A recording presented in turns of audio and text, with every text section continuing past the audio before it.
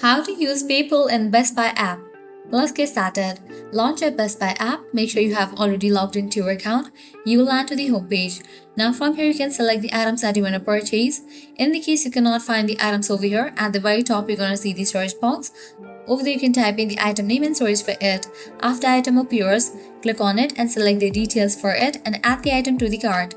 Once you are done adding the item to the cart, click on the cart icon given at the top right corner.